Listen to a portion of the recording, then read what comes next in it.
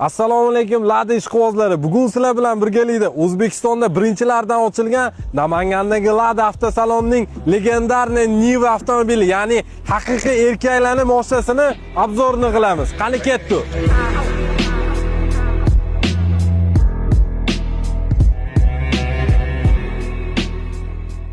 Haqiqiy erkak aylanib moshasi bo'lgan Niva legenda avtomobilining oq va qora ranglari nalichida mavjud.